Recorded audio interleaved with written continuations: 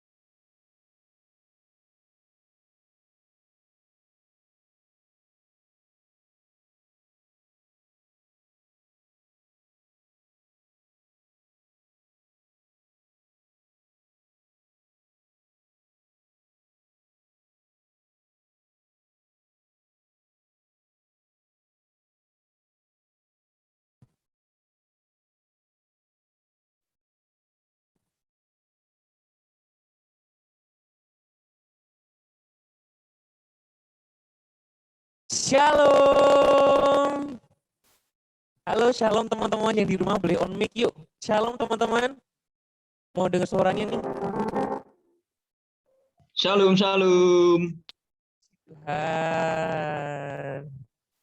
Oke, kami ucapkan selamat datang buat teman-teman yang udah berhadir di webinar kali ini. Nah, webinar kali ini mengangkat tema bangkit dari pandemi. Nah, mungkin teman-teman seperti yang aku udah sampaikan tadi, mengapa kita ngambil tema bangkit dari pandemi itu apa sih? Ya ini mungkin sangat relate banget nih sama teman-teman yang mungkin kemarin kerjanya secara online, terus sekolahnya bahkan kuliahnya pun secara online, dan di mana eh, kasus COVID di Indonesia, puji Tuhan sekarang semakin mereda, dan beberapa instansi, mungkin beberapa sekolah dan universitas sudah mulai melakukan kegiatan secara offline. Nah, di sini melalui webinar kali ini, kami mengajak teman-teman untuk lebih semangat untuk bangkit dari pandemi tentunya. Oh ya teman-teman, aku punya jargon nih.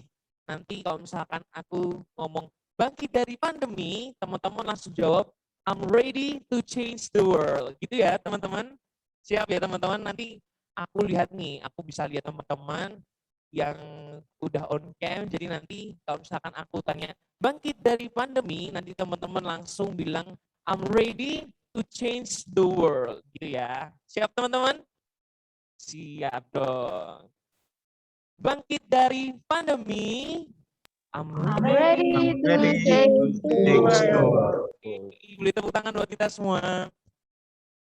Puji Tuhan. Dan sebelum memulai kegiatan pada pagi hari ini teman-teman, akan aku bacakan beberapa peraturan yang wajib teman-teman untuk laksanakan. Tetapi sebelum itu akan kami buka melalui doa. Berdoa mulai.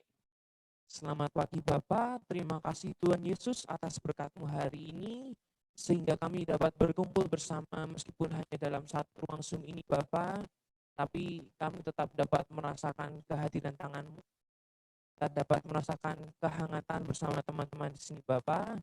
Berkati Tuhan untuk kegiatan webinar hari ini, semoga dapat berjalan dari awal hingga akhir tanpa ada kekurangan satu apapun Bapak. Berkati Bapak, semoga ilmu yang dapat kami terima melalui webinar ini dapat kita terapkan di hari esok dan dapat menjadi garam dan berkat untuk nama-Mu saja Bapak. Hanya di dalam nama Tuhan Yesus kami mau berdoa dan mengucap syukur. Haleluya. Amin. Amin. Baik teman-teman, habis ini aku akan bacakan beberapa peraturan yang wajib banget nih ditaati oleh teman-teman peserta di sini supaya kegiatan webinar hari ini dapat berjalan dari awal hingga akhir tanpa ada kekurangan satu apapun. Baik, tata tertib webinar. Yang pertama, link akses webinar akan diberikan melalui grup WA pada hari H pelaksanaan webinar. Yang kedua, pelaksanaan webinar dimulai pukul 10:15 waktu Indonesia Barat dan peserta wajib bergabung sebelum jam pelaksanaan. Yang ketiga, akses masuk bagi peserta dibuka 30 menit sebelum acara dimulai, yaitu pada pukul 9:45 waktu Indonesia Barat. Yang keempat, lalu lintas peserta akan ditutup setelah 15 menit acara berlangsung pada pukul 10:30 waktu Indonesia Barat dan gunakan nama lengkap saat bergabung di Zoom Room, berpakaian sopan dan video wajib untuk dinyalakan. Selanjutnya, saat video diaktifkan, harap peserta menggunakan virtual background yang telah kami sediakan. Yang ketujuh, peserta dimohon untuk tidak mengaktifkan fitur mikrofon atau memute saat kegiatan webinar berlangsung. Yang kedelapan, peserta mengisi presensi di akhir acara sebagai syarat mendapatkan sertifikat.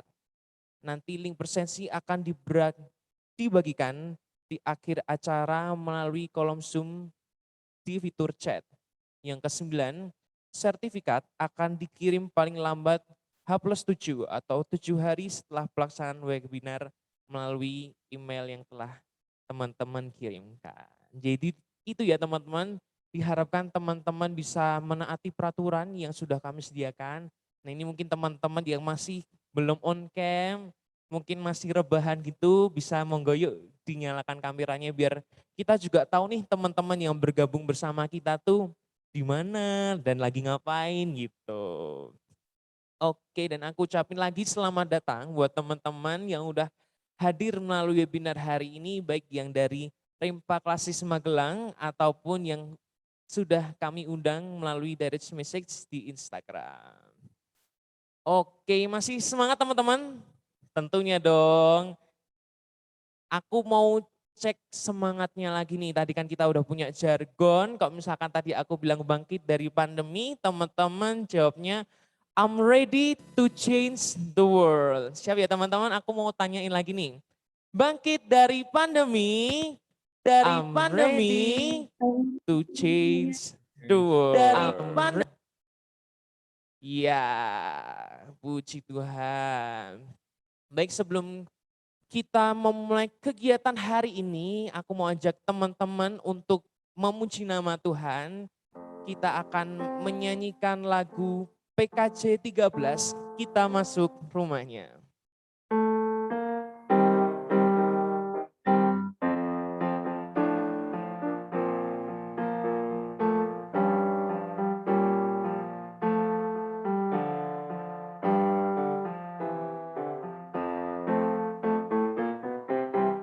Kita masuk rumahnya, berkumpul menyembah kepadanya.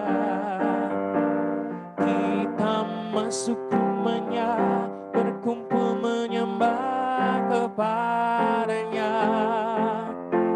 Kita masuk rumahnya, berkumpul menyembah kepada Kristus. Menyembah Kristus Tuhan. Lupakanlah dirimu, arahkan hatimu kepadanya. Lupakanlah dirimu, arahkan hatimu kepadanya. kepadanya. Lupakanlah dirimu, arahkan hatimu kepada Kristus, menyembah Kristus Tuhan. Kita ulangi lagu ini sekali lagi. Kita masuk rumahnya, berkumpul menyembah kepadanya. Kita masuk rumahnya, berkumpul menyembah kepadanya. Kita masuk rumahnya, berkumpul menyembah kepada Kristus, menyembah Kristus Tuhan, menyembah Kristus Tuhan. Ya, boleh beri tepuk tangan buat kita semua. Kita memberi kemuliaan untuk Tuhan Yesus. Puji Tuhan teman-teman, seperti lagu kita masuk rumahnya untuk menyembah kepadanya, berarti kita akan lebih siap untuk memasuki webinar hari ini. Semangat teman-teman? Semangat dong tentunya. Baik, sebelum kita memulai kegiatan webinar hari ini akan ada beberapa sambutan. Yang pertama akan ada sambutan dari ketua acara dari kegiatan webinar Bangkit dari Pandemi. Untuk itu kami persilahkan kepada Mas Adis.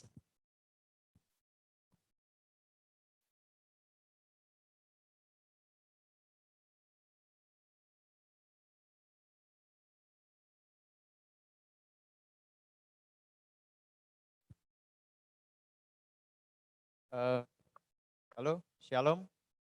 Selamat pagi Bapak, Ibu, dan teman-teman sekalian. Pertama-tama mari kita panjatkan puji dan syukur kehadirat Tuhan Yesus Kristus atas berkat-Nya yang terus melimpah di dalam hidup kita dan atas penyertaannya sehingga pada pagi hari ini kita dapat mengikuti webinar ini. Oke, webinar kita pada pagi hari ini mengangkat tema bangkit dari pandemi. Nah, yang dimaksud bangkit dari pandemi itu kan kita udah hampir 2 tahun nih dalam masa pandemi. Otomatis kegiatan-kegiatan yang biasa kita lakukan sebelum pandemi, kegiatan-kegiatan offline, mungkin kayak persekutuan atau ibadah, itu otomatis terhalang oleh pandemi ini. Nah, ada yang mungkin terhalang karena dibatasi jumlah kehadirannya, atau malah ada yang ditiadakan sementara hingga kondisi memungkinkan gitu. Nah, webinar kita pada pagi hari ini bertujuan untuk meningkatkan semangat kita para kaum muda, kaum tua agar tidak lupa untuk memuji dan memuliakan nama Tuhan. Akhir kata, saya selaku ketua acara mengucapkan terima kasih kepada peserta, pembicara, dan seluruh jajaran panitia atas kerjasamanya sehingga kami dapat melakukan dan melaksanakan webinar ini secara lancar. Dalam nama Tuhan Yesus, kiranya webinar pada pagi hari ini dapat meningkatkan kita dan menambahkan poin-poin plus di dalam kehidupan kita. Terima kasih, Tuhan Yesus memberkati. Monggo. Baik, terima kasih kepada Mas Adis. Nah, Mas ini yang mengangkat acara webinar hari ini. Nah, tanpa Mas ini nggak mungkin nih kita bisa bergabung bersama dalam Zoom hari ini untuk mengikuti webinar. Dan selanjutnya akan ada sambutan juga dari Ketua Paguyuban Rempa Klasis Magelang. Ada Mas Wisnu, kami persilahkan.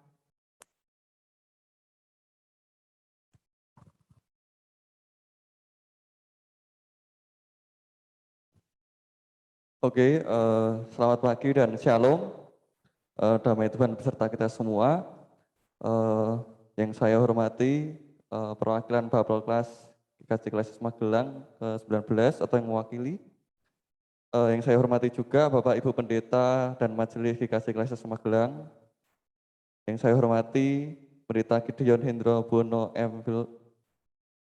Dan yang saya hormati juga Ibu Rizia Dina Stefani, Sarjana Psikologi, Magister Psikologi, serta segenap panitia dan teman-teman peserta yang hadir dalam kegiatan webinar Kristiani pada pagi yang cerah ini. Marilah kita panjatkan syukur dan sembah kita kepada Tuhan Yesus Kristus atas berkat karunia-Nya kita dapat berkumpul walaupun dalam Zoom ini.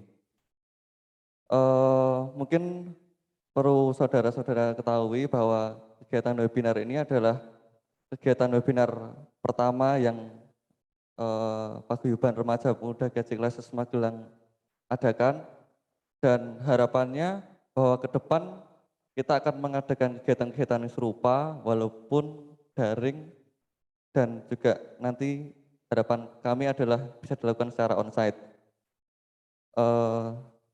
Dan juga harapan berikutnya adalah semoga dengan adanya kegiatan webinar ini teman-teman peserta dapat mengambil pesan dan materi yang diberikan oleh pembicara dengan baik, sehingga nanti bisa menjadikan refleksi diri maupun refleksi dalam kehidupan bergereja dan kehidupan bermasyarakat.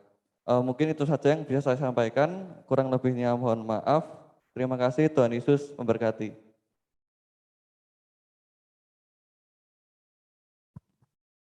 Ya, terima kasih buat Mas Wisnu. Mungkin boleh beri tepuk tangan dong buat Mas Wisnu.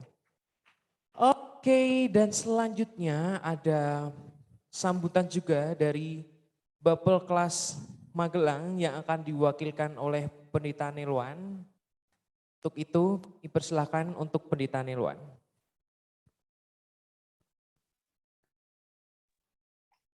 Ya, selamat siang Bapak Ibu dan teman-teman yang terkasih di dalam Tuhan, terkhusus Pak Pendeta Gide Buwono dan Ibu Risyadina. Terima kasih atas kesempatan bisa bergabung dengan teman-teman remaja pemuda Klasis Magelang, dan tentunya saya mewakili Bapel kelas 19 Magelang. Mohon maaf karena Pak Ketua hari ini tidak bisa hadir, kemudian juga dengan mungkin Bapak Ibu pendeta yang lainnya karena ada tugas rekam ibadah di GKJ Ablak.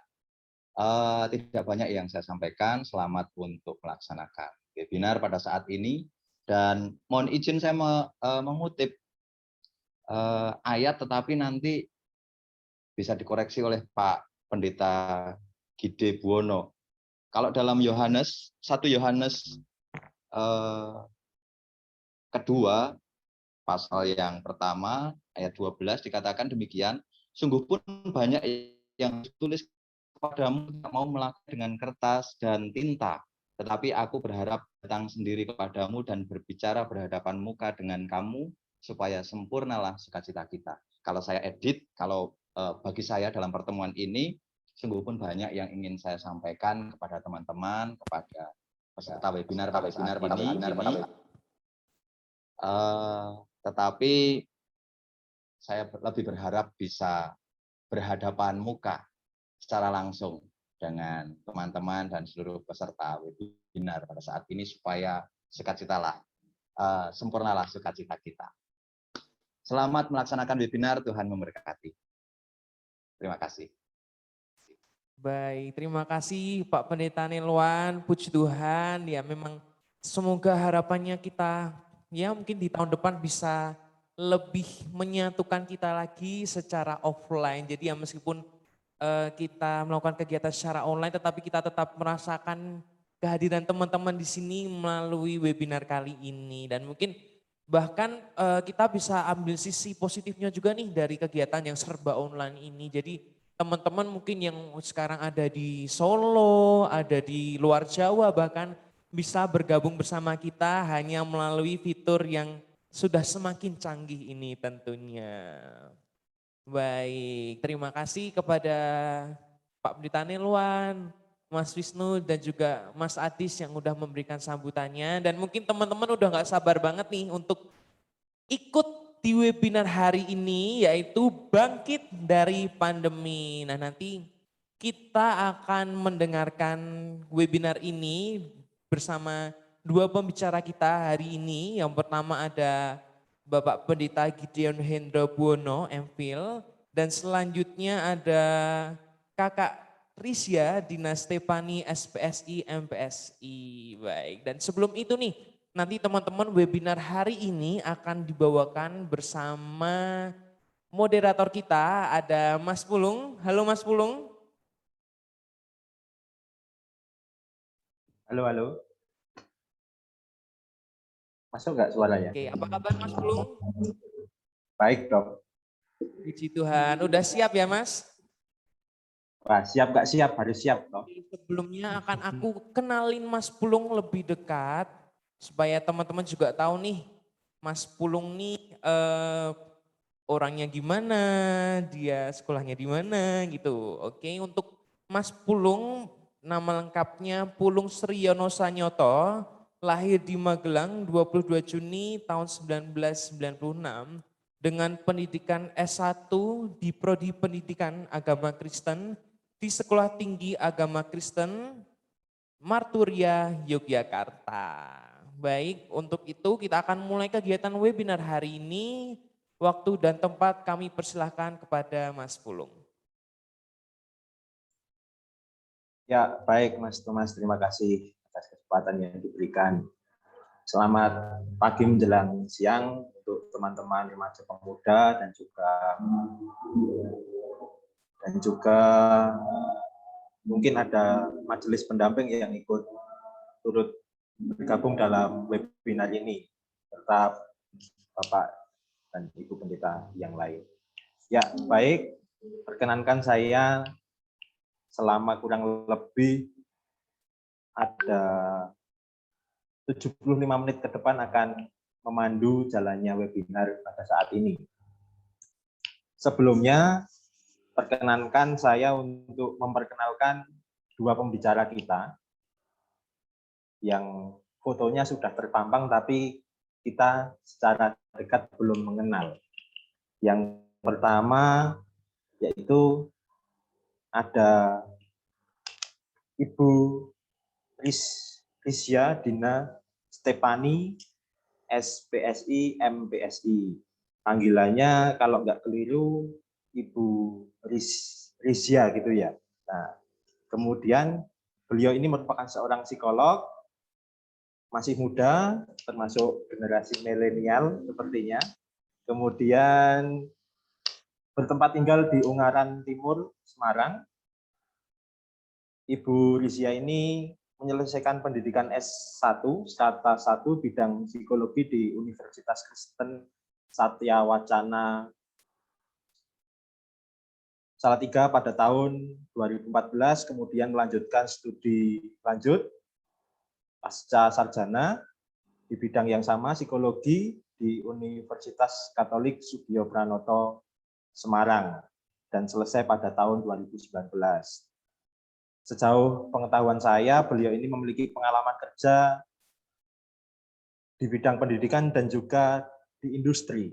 Dalam bidang pendidikan, Ibu Risya ini pernah bekerja sebagai asesmen dan pemberi intervensi di SLB Karya Bakti Purworejo pada tahun 2007, kemudian di School of Life Lebah Putih Salatiga pada tahun 2018, kemudian sejak tahun 2015 sampai sekarang, Ibu Risya menjadi dosen pengampu mata kuliah psikologi umum di Sekolah Tinggi Teologi Sangkakala Kopeng Salatiga. Dalam industri, beliau bekerja di PT Wika sejak tahun 2018 hingga sekarang. Itu profil dari pemateri kita yang pertama. Kemudian yang kedua, pemateri kita adalah yang juga tak kalah keren, yaitu Pendeta Gideon Hendra Buwono, MPhil. Akrab dipanggil Pendeta Gide atau Pak Gide. Sejauh saya tahu seperti itu, walaupun saya juga belum akrab. Nah, beliau merupakan pendeta dari Sinode Gereja Kristen Jawi Wetan, GKJW, ditabiskan pada tahun 2011, kemudian dalam pendidikan beliau menyelesaikan sarjana di Fakultas Teologi Universitas Kristen Duta Wacana pada tahun 2009, kemudian menyelesaikan studi Magister Filsafat Keilahian di Universitas Kristen Duta Wacana juga pada tahun 2020. Dalam dunia pelayanan, Pak Gide ini cukup banyak sekali pengalamannya. Pak Gide pertama kali melayani sebagai pendeta jemaat di GKJW Jemaat Tunglur, Kediri pada tahun 2011 hingga 2017. Kemudian dalam arah sinode, beliau merupakan sekretaris tim Renstra Jangka Panjang Majelis Agung GKJW tahun 2017, kemudian sekretaris tim Renstra Jangka Menengah GKJW pada tahun 2017 hingga 2022, 2023 hingga 28, dan ya itulah, berarti pintar untuk merencanakan sesuatu yang strategis. Nah, kemudian sejak tahun 2020 hingga sekarang Pak Gide juga melayani sebagai koordinator rumah retreat Kori Mengong. Ini teman-teman kalau mau retreat bisa retreat di Kori. Kemudian koordinator United Action, United Evangelical Mission. Kemudian beliau juga melayani sebagai Direktur Institut Pendidikan Teologia Balewiyata pada tahun 2021 hingga 2023. Nah, baik, nampaknya kita tidak sabar untuk mendengarkan pemaparan materi dengan tema bangkit dari pandemi yang akan diulas dari dua sisi yang berbeda mungkin. Yang pertama dari sisi psikologis, yang kedua dari sisi spiritualitas teologisnya. Nah, 30 menit ke depan, yang pertama kami persilahkan kepada Ibu Risya untuk menyampaikan materinya. 30 menit dimulai dari Ibu Risya memaparkan materi. Kami persilahkan Ibu, monggo. Oke, baik. Terima kasih Mas Pulung ya. Selamat siang teman-teman semuanya. Shalom. Salam damai sejahtera bagi kita semua. Yang pertama saya ucapkan terima kasih dulu kepada teman-teman dari Paguyuban Remaja Pemuda GKJ kelas Magelang yang sudah mengundang saya siang hari ini untuk saya menyampaikan beberapa materi terkait khususnya tentang psikologi ya. Dan yang kedua, salam kenal juga kepada Bapak pembicara kita satunya ya, Bapak Gideon, Bapak Pendeta Gideon. Salam kenal dari saya, Pak. Kemudian juga salam kenal juga kepada Bapak Pendeta, Bapak Ibu Pendeta dan Majelis yang yang hadir pada kesempatan hari ini, dan juga salam kenal kepada teman-teman semuanya yang hadir pada siang hari ini di acara webinar ini. Tema yang bagus yang kita bisa persiapkan, yang bisa kita sama-sama terima untuk persiapan kita menuju endemi sepertinya ya tahun depan. Dan saat ini saya mau berbicara tentang dari sudut pandang psikologi ya. Saya akan menyampaikan beberapa hal praktis secara general selama 30 menit ke depan, dan saya harap semoga kita dapat sesuatu di dalam 30 menit ke depan. Oke, saya mau sharing materi sebentar. Kok nggak bisa ya? Atau ada dari teman-teman panitia bisa sharing materi saya? Oke, sudah.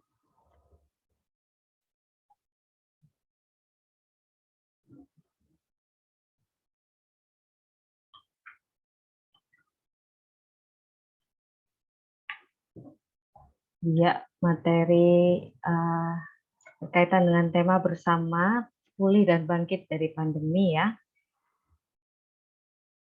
Ada hal yang perlu kita persiapkan dan dalam diri kita tentunya banyak hal yang perlu kita persiapkan ya. Teman-teman semuanya. Tapi sebelumnya kita juga perlu kenal sebenarnya siapa sih diri kita, apa saja sih bagian dalam diri kita, ada bagian apa saja yang ada dalam diri kita. Nah, kita mau lihat bahwa di dalam diri kita sebenarnya ada 3 bagian. Selain tubuh kita, itu ada namanya mind, ada juga yang namanya spirit. Mind ini berkaitan dengan pikiran kita, dan pikiran kita ini biasanya berpengaruh juga nantinya kepada mental kita. Dan yang ketiga, bagian ketiga adalah bagian spirit, ini spiritualitas, berkaitan dengan spiritualitas, bagaimana acuan kita untuk menjalani kehidupan kita, ya. Dan ketiga hal ini teman-teman semuanya harus seimbang. Jadi tidak ada porsi yang lebih besar, tetapi dalam tubuh, mind, atau pemikiran, atau mental kita, dan spiritualitas kita juga harus seimbang. Porsinya harus sama. Akan banyak hal yang banyak hal yang bakal bisa terjadi ketika salah satu bagian komposisinya dari body atau mind atau spirit ini tidak seimbang. Sebelumnya, kita mau cek dulu, mungkin bisa juga dijadikan sebagai tolak ukur hal yang praktis.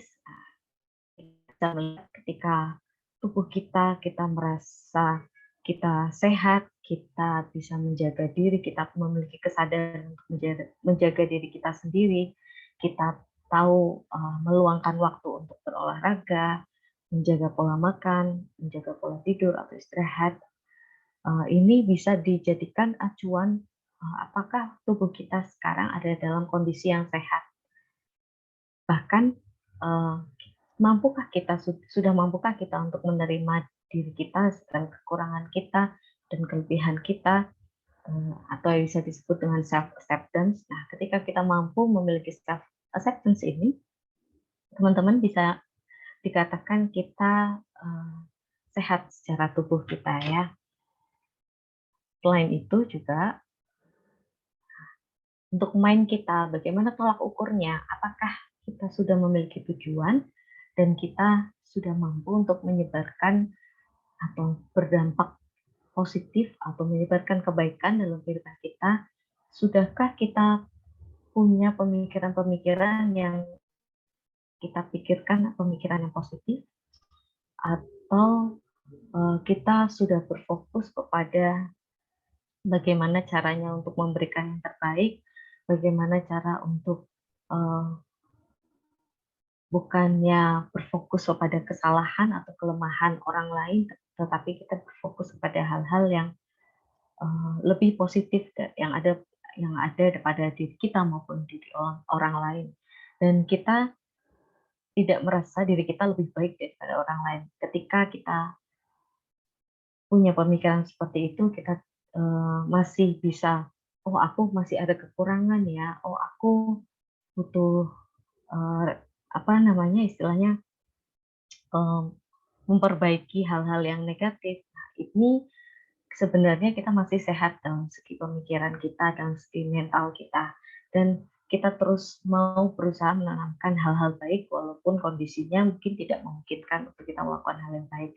Itu pun juga masih bisa dijadikan tolak ukur bahwa pemikiran kita ini masih sehat istilahnya, ya. Dan yang ketiga, dalam hal spirit atau spiritualitas, kita sebagai orang-orang yang beriman, apakah kita sudah menjadikan Tuhan itu menjadi sumber kebenaran dalam hidup kita, atau sudahkah kita hidup berdasarkan dengan firman Tuhan, berdasarkan dengan kebenaran-kebenarannya, dan apakah kita masih memiliki motivasi atau harapan untuk kita bisa menginginkan sesuatu hal yang baik. Ini ketiga hal ini bisa kita jadikan tolak ukur kira-kira apakah sehat tubuh kita, apakah sehat mental kita, dan spiritualitas kita. Nah, ada permasalahan yang akan terjadi ketika komposisi body, mind, and spirit ini tidak seimbang. Banyak hal yang bisa terjadi. Kita akan bahas satu-satu secara garis besarnya saja. ketika kita mengalami kondisi yang kurang baik, ini organ tubuh kita tidak bisa berfungsi dengan maksimal. Pastinya ada hal-hal yang menjadi kelemahan dalam tubuh kita. Dan ini membuat fokus kita juga akan berkurang. Kita kurang bisa fokus untuk melakukan aktivitas. Pasti ketika kondisi kita kurang baik, kita merasa lelah, merasa ada bagian dari tubuh kita sakit, itu pasti kita jadi fokusnya berkurang dan kecenderungannya adalah emosi kita jadi kurang stabil. Kita lebih sensitif, kita lebih mudah marah, dan hal ini yang mengakibatkan sebenarnya kita bisa jadi kurang tepat dalam mengambil keputusan-keputusan yang ada karena kondisi badan kita kurang sehat, kurang baik. Dan yang kedua, ketika ada permasalahan dalam kesehatan mental kita, mind kita, pemikiran kita, ada beberapa hal yang bisa terjadi. Yang pertama, kita bisa tidak mampu melihat kelemahan pada diri. Kita merasa diri kita semuanya baik, kita nggak bisa lihat apa sih kelemahan dalam diri kita, dan cenderung sulit untuk menerima masukan yang ada ya. Kemudian juga kita lebih mudah untuk melihat kelemahan orang lain. Sepertinya orang lain tuh cenderungnya seperti ini. Coba kalau seperti ini. Nah, itu membuat kita nantinya akan sulit untuk melihat kelemahan diri. Hati-hati. Ketika hal itu terjadi, bisa jadi pemikiran kita atau bahkan sampai kepada mental kita sedang tidak baik-baik saja. Sulit menerima hal baru, masukan baru, dan cenderung untuk tidak mau keluar dari zona nyaman. Nah, ini juga kita perlu jadi bahan refleksi kita supaya kita bisa mengerti sudah sehatkah kita dalam segi mind atau bisa juga kepada mental kita. Dan yang terakhir ini yang seringkali tidak kita sadari dan seringkali terjadi, ini negativity output. Bisa jadi cepat marah yang keluar karena kita tidak terima terhadap sesuatu, ataupun kita merasa takut untuk melakukan sesuatu, kita merasa cemas untuk melakukan sesuatu, bahkan mungkin yang masalah mental yang lebih banyak terjadi di kondisi pandemi ini, itu biasanya orang-orang seringnya parno. Ini salah satu hal yang negatif yang sebaiknya ketika kita sadar, kita harus segera merubahnya. Itu tadi ketika kesehatan dari segi mind dan mental kita menurun atau komposisinya tidak seimbang. Dan yang ketiga, ketika spiritualitas kita terganggu atau kondisinya menurun, itu bisa dipastikan bahwa motivasi kita juga menurun. Bahkan kita cenderung stuck, berhenti, dan rasanya monoton. Ya udah, lakuin kegiatan sepanjang hari, ya udah hanya rutinitas saja tanpa kita memiliki motivasi tertentu untuk mencapai suatu hal. Dan seringkali juga kita juga sulit untuk mendengar kebenaran ya. Kita cenderungnya merasa diri kita yang benar, mengikuti pengalaman kita berdasarkan apa yang kita tahu, dan kita jadi sulit untuk menerima hal-hal baru, mendengar kebenaran baru yang bisa kita jadikan bahan sebenarnya untuk kita lebih lagi melakukan sesuatu. Dan kita juga bisa jadi terkadang merasa lelah dengan kenyataannya. Aku kok ya gini-gini aja, aku kayaknya nggak ada pencapaian yang ya udahlah, kayaknya udah aja, biarin aja. Aku rasanya cuman jadi orang yang seperti ini aja. Nah, ini bisa jadi spiritualitas kita sedang menurun sebenarnya. Dan ada beberapa orang juga yang sebenarnya tahu kebenaran, tapi tidak melakukannya. Ini contoh dari ketika spiritualitas kita sebenarnya sedang menurun komposisinya. Itu teman-teman semuanya, dan seringkali kita berada di tahapan bahwa merasa diri kita ini lebih baik. Nah, hati-hati ketika kita merasa diri kita ini lebih baik daripada orang lain. Itu sebenarnya komposisi body, mind, and spirit kita tidak seimbang.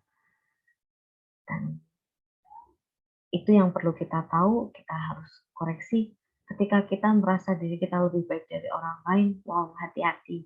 Karena sebenarnya komposisi body, mind, and spirit ini kita sedang tidak seimbang dalam kita. Nah, sebaliknya jika kita merasa diri kita sedang tidak baik-baik saja, kayaknya ada yang salah dalam tubuhku, atau ada yang salah dalam pemikiranku sepertinya, atau bahkan spiritualitasku kayaknya aku sekarang hatinya lagi dingin, atau lagi, aduh kayaknya nggak ada rasa kasih di hidupku, kita merasa diri kita sedang tidak baik-baik saja, segera temukan bagian mana sebenarnya yang sedang bermasalah. Karena pada dasarnya sebenarnya ketiga bagian ini saling berkaitan. Jadi kita harus benar-benar menemukan mana dulu yang bermasalah sehingga mengakibatkan hal-hal lain juga yang bisa menurun. Apa yang harus kita lakukan? What should we do ketika kita tahu bahwa diri kita sedang tidak baik-baik saja? Nah, yang pertama, ini kita lakukan self-reflection. Self-reflection ini baik kita lakukan mungkin ketika kita sedang melakukan suatu momen tertentu. Perlu juga adanya self-reflection. Untuk apa? Bukan menjadikan diri kita insecure, tapi gimana caranya kita untuk melakukan hal atau mencapai hal yang lebih baik. Perlu mungkin setiap hari atau mungkin seminggu sekali setelah kita melakukan kegiatan selama seminggu, kita adakan self-reflection. Ini penting sebenarnya teman-teman supaya kita tahu kondisi yang ada dalam diri kita, yaitu body kita, mind kita, atau spirit kita. Apakah ada salah satu yang sedang kelelahan, misalnya selama seminggu ini terlalu banyak kegiatan full dari pagi sampai malam, oh berarti tubuh kita capek, kita perlu apa sih? Nah, setelah kita punya reflection, self-reflection ini, kita harus punya namanya self-healing. Dari segi body, mind, and spirit, kita harus punya cara. Karena kita yang mengenali diri kita sendiri ya. Jadi kita harus punya cara ketika tubuh kita lelah, ketika tubuh kita perlu perhatian khusus, apa sih yang perlu kita lakukan? Atau mungkin perlu istirahat beberapa saat, atau mungkin perlu cheating dengan teman-teman, atau perlu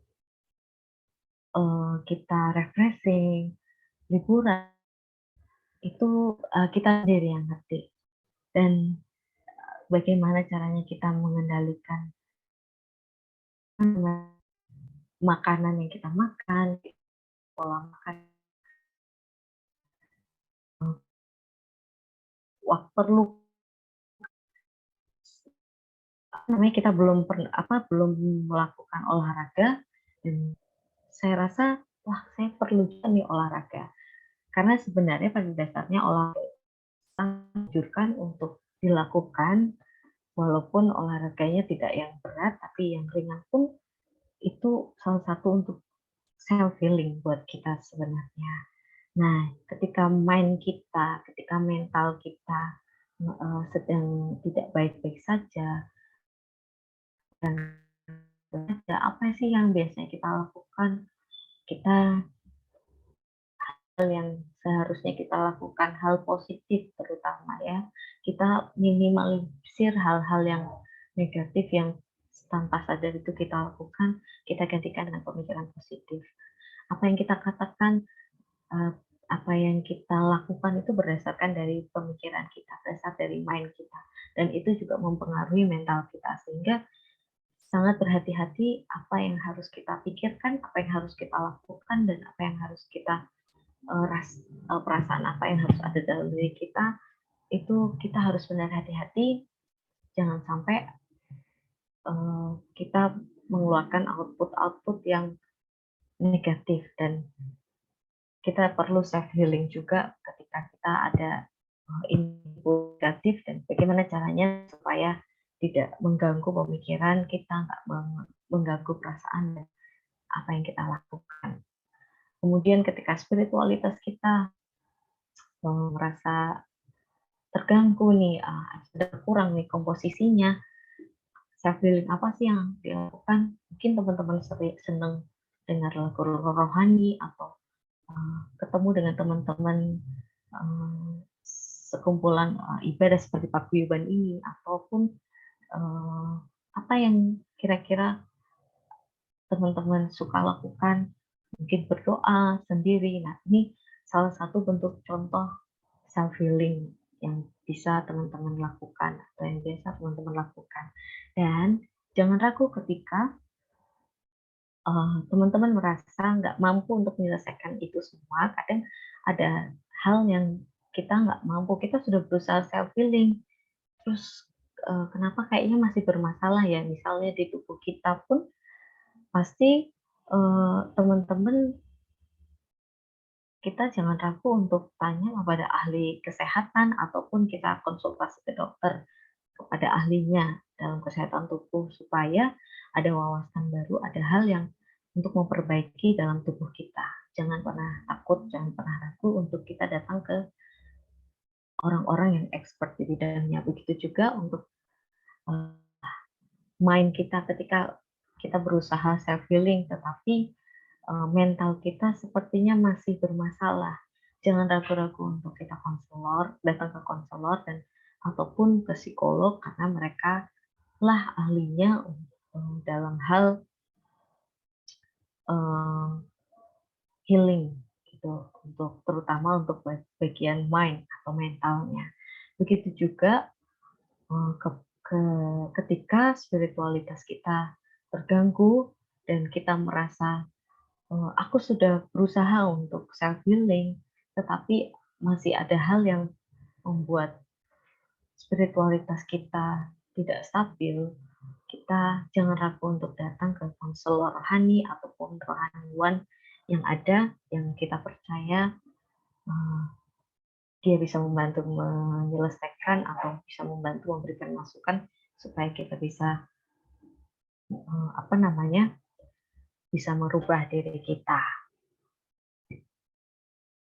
Nah, di halnya mobil nih teman-teman semuanya ya, kita perlu kan cek mesinnya supaya jangan sampai ada mesinnya yang rusak atau bermasalah sebelum kita mulai perjalanan. Begitu juga jangan lupa ada bensinnya atau enggak nih, kita cek. Pasti kita kalau mau pergi kemana-mana, kita ngecek nih ada bensinnya enggak, atau bensinnya sudah terisi atau belum.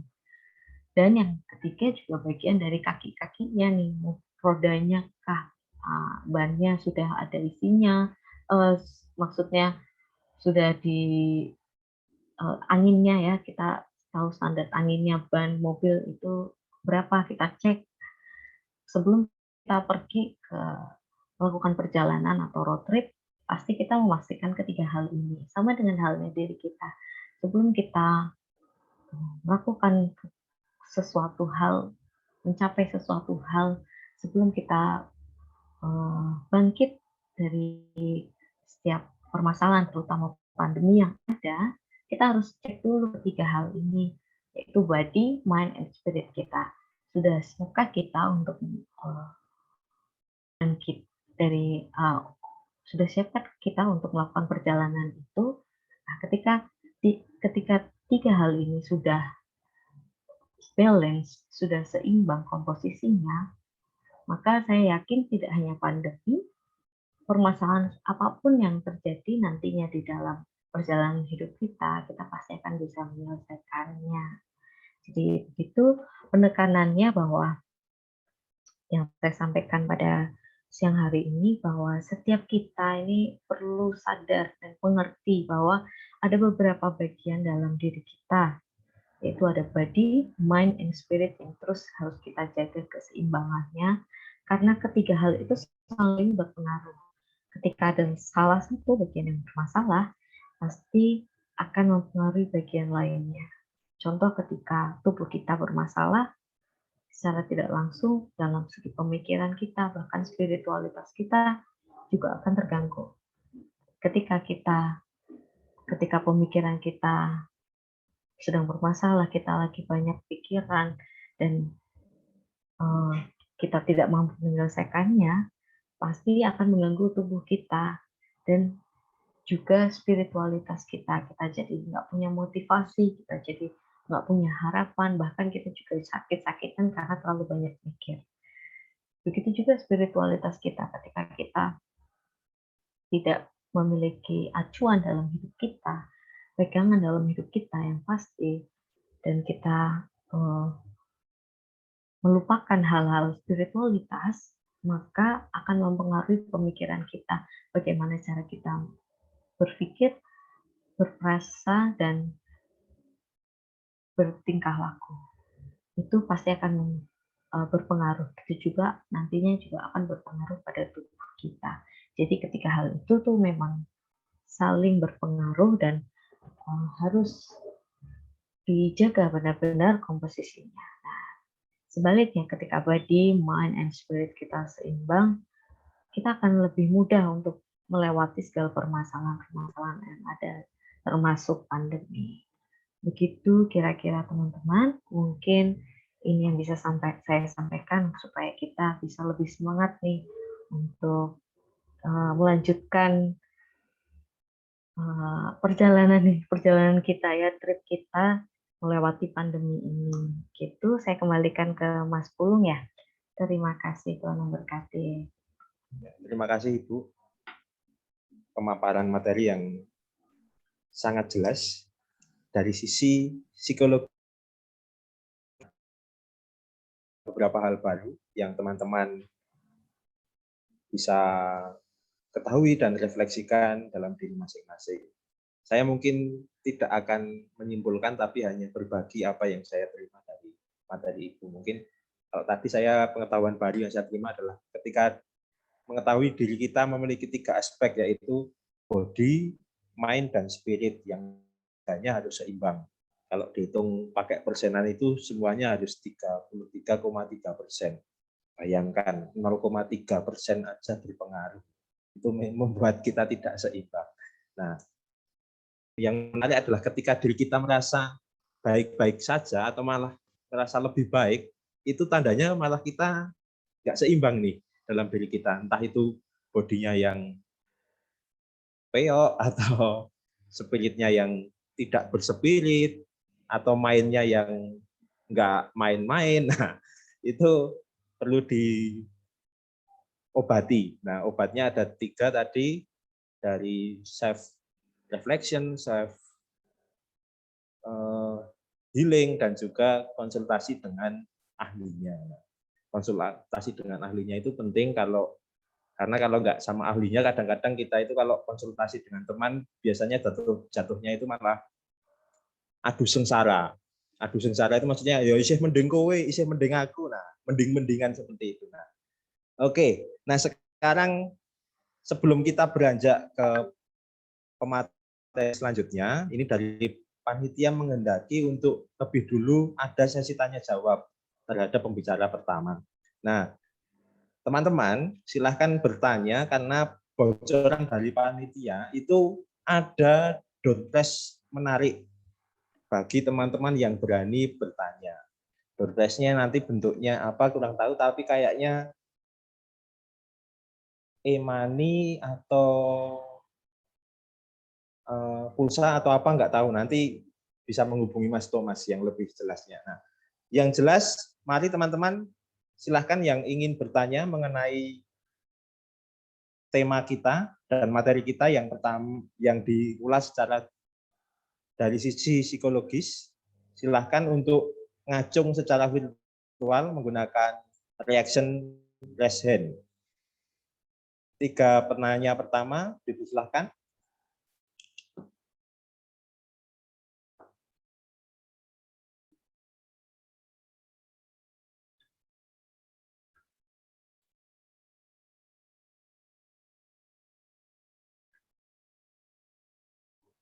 Ayo. Adakah yang mau bertanya atau sudah cukup jelas atau sedang memikirkan dirinya balance atau tidak?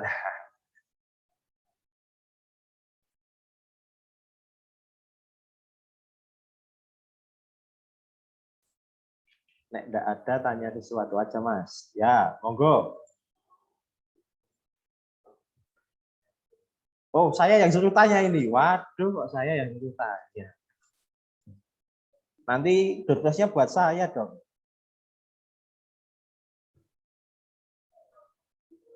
Mungkin dari teman-teman atau dari Bapak Ibu, pendamping, majelis.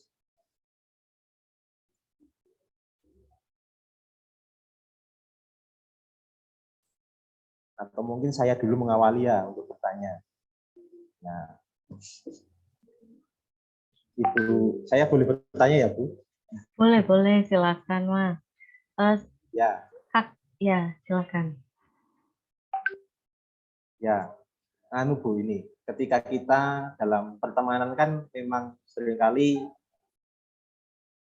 ada sesi curhat gitu loh, Bu. Ya, satu sama lain saling curhat. Nah, sebaiknya kita ketika mendengarkan curhatan itu apa yang dilakukan, karena supaya tidak, ya mungkin bisa memberikan solusi yang baik dan berguna juga bagi yang curhat kepada kita. Itu bagaimana, Bu? Terima kasih. Oke, kita ketika ada, ini saya langsung jawab atau mau ditampung dulu? Jawab aja nggak apa-apa, Bu, supaya menunggu teman-teman yang lain. Boleh. Ketika kita lagi dijadikan tempat curhat ya oleh teman-teman kita, yang pertama kita harus netral dulu. Artinya jangan menyalahkan pihak yang bercerita atau yang diceritakan. Kita harus ada di posisi yang netral karena itu penting supaya karena kan jarang, biasanya yang paling sering adalah teman-teman yang bercerita kepada kita. Artinya teman-teman itu kadang pun nggak tahu dia harus bercerita di mana, ceritanya ke kita. Nah, kita yang menjadi tempat bercerita, kita yang pertama harus netral dulu. Artinya jangan sampai menyalahkan yang diceritakan atau yang bercerita.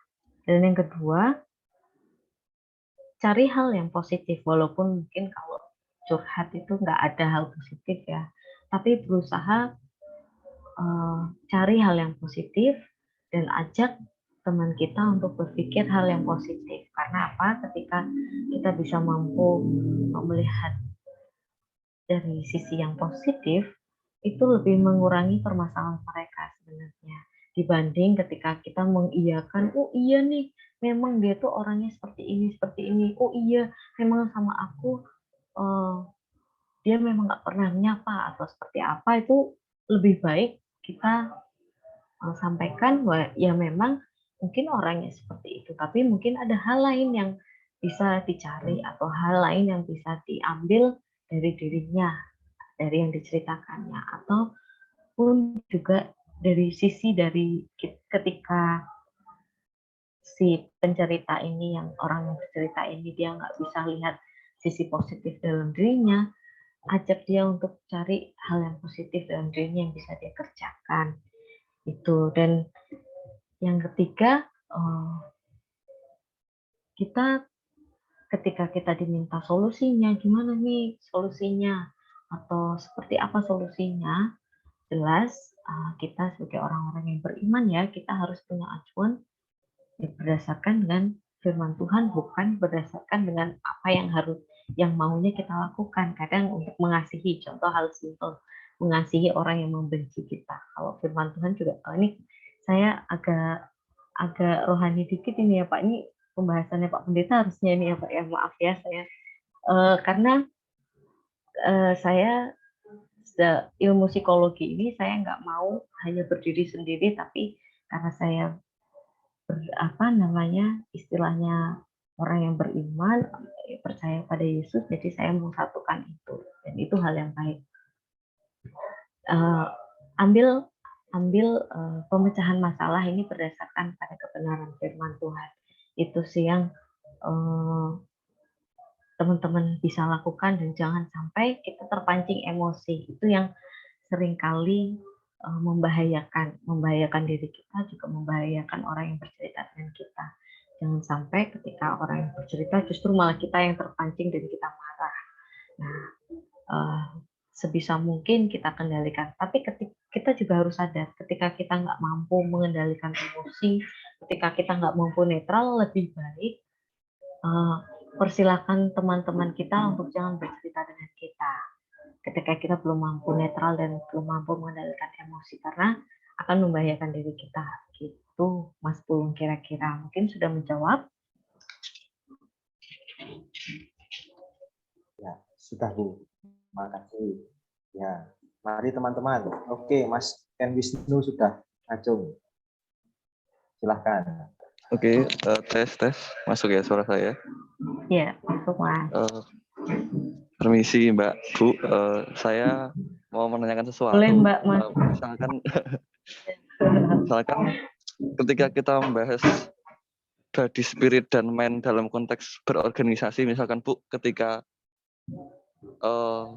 misalkan dalam persekutuan gereja seperti itu, ketika kita mau membangkitkan persekutuan gereja itu, kita mau menormalkan, menyeimbangkan tiga itu, tapi ketika ada salah satu pemuda atau remaja dalam satu gereja tersebut yang justru tidak mau diajak bangkit seperti itu, justru membuat mental kita atau spirit kita drop lagi seperti itu. Jadi mungkin yang ingin saya tanyakan, bagaimana sih cara menyeimbangkan atau membantu menyeimbangkan tiga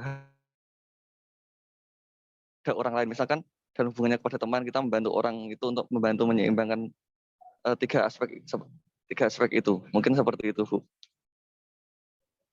Oke. Ya, saya mencoba menjawab ya. Ketika kita dalam lingkungan organisasi gitu ya, ada salah satu yang sedang tidak semangat atau salah satu yang kita lihat, mungkin kita bisa sambil lihat nih, Mas. Kira-kira kenapa ya dia nggak semangatnya? Apa karena dia ada masalah?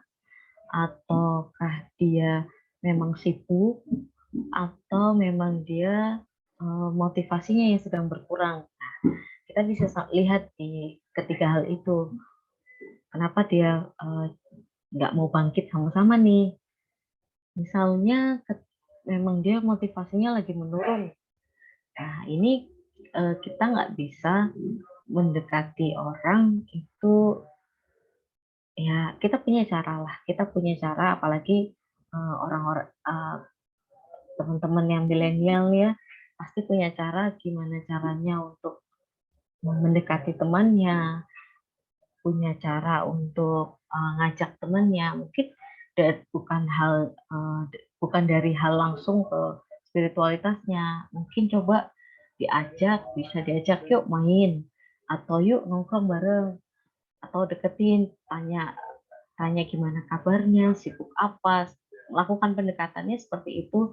Jadi jangan langsung diajak, ayo kita ibadah misalnya, ayo datang yuk ke ibadah ini atau rapat ini, ayo datang. Nah, kita nggak bisa langsung seperti itu, tapi kita mungkin bisa lihat dulu sebenarnya dia bagian mana ya yang sedang bermasalah kira-kira, dan kita lakukan pendekatan, kita ajak ngobrol, ajak main, ajak nongkrong misalnya, dan itu dari situ mulai kita tahu, oh sebenarnya permasalahannya tuh dia lagi nggak ada motivasi ya, dia kayaknya motivasinya lagi menurun, dia kayaknya lagi nggak punya semangat.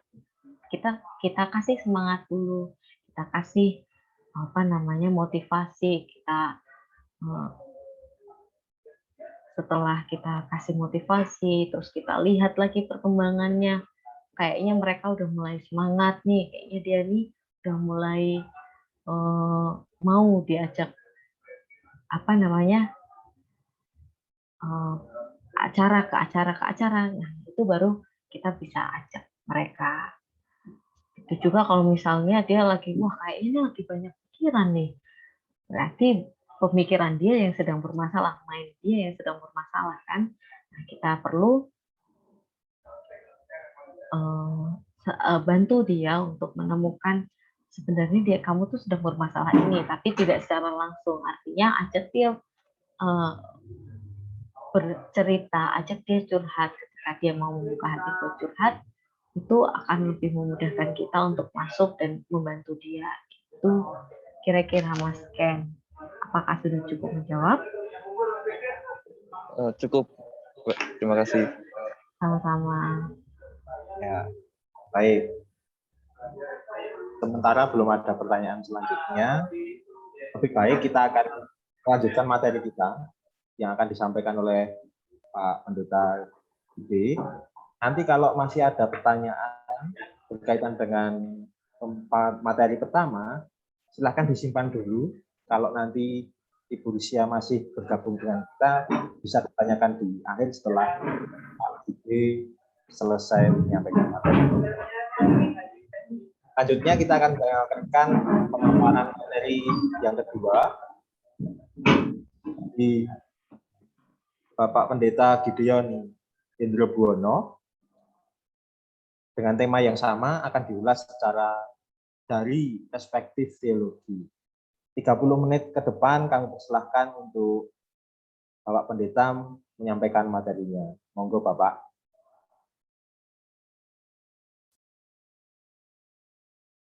Terima kasih Mas Pulung. Saya akan melihat, terima kasih untuk Mbak Risya, Bu Risya yang menyampaikan dari sisi psikologi. Saya rasa benar-benar melengkapi diskusi kita pada pagi hari ini. Saya akan melihatnya dari perspektif yang saya kenal tentu saja, artinya perspektif teologi. Mas Pulung tadi juga melihatnya dari sisi spiritualitas, dua hal yang memang agak berbeda, tetapi dua hal ini selalu saling menyatu satu dengan yang lain.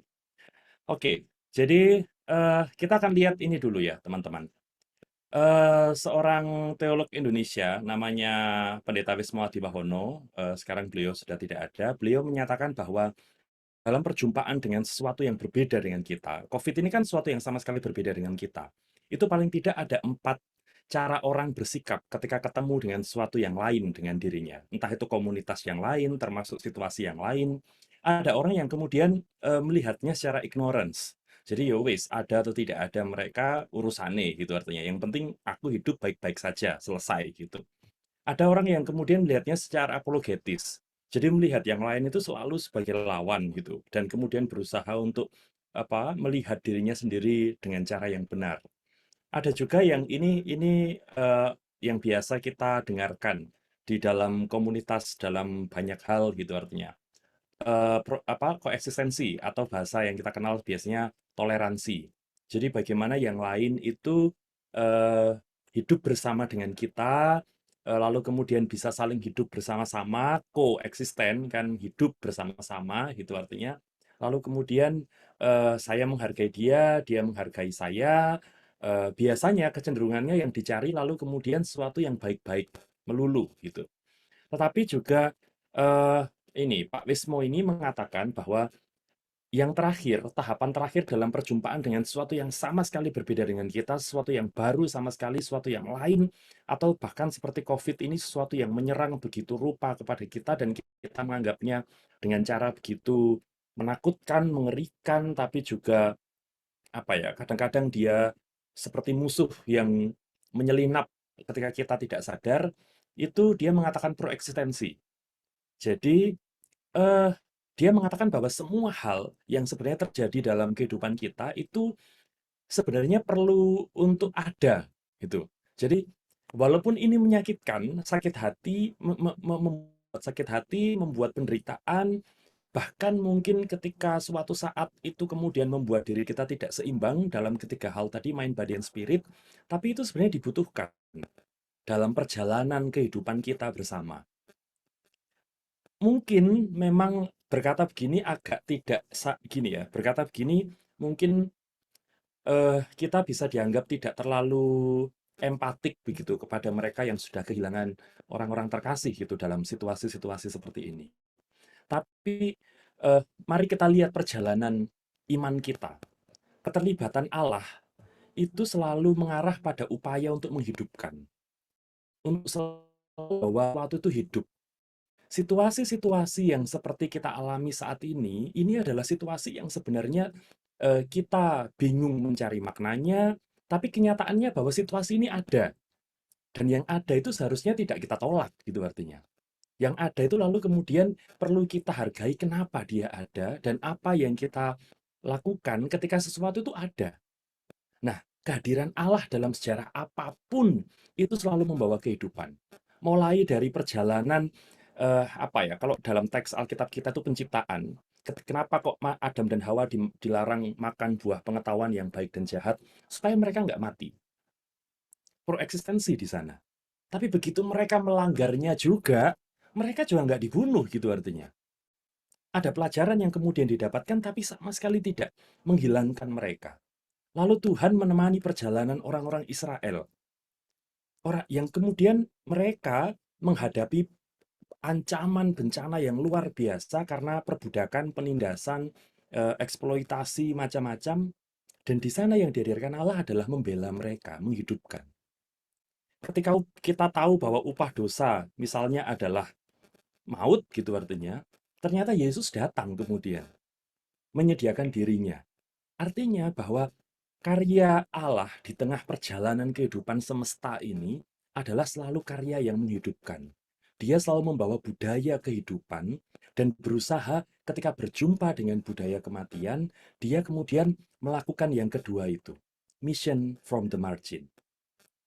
Dia selalu melihat siapa yang ada di tengah, siapa yang kuat, siapa yang berkuasa, apa yang kuat, dan kemudian Allah akan kemudian melihat orang-orang yang ada di pinggiran itu. Israel itu sekecil apa di antara bangsa-bangsa besar waktu itu. Dan yang dilakukan Allah adalah menemani mereka berjalan, bahkan kemudian mereka jatuh bangun mengikuti perjalanan itu bersama dengan Tuhan. Ketika bangsa itu sudah jadi bangsa, mereka juga jatuh bangun, jatuh ke dalam perbudakan di Babilonia, sebuah kerajaan hancur. Tapi lalu kemudian selalu perintahnya adalah menemani orang-orang kecil yang ada di pinggiran itu.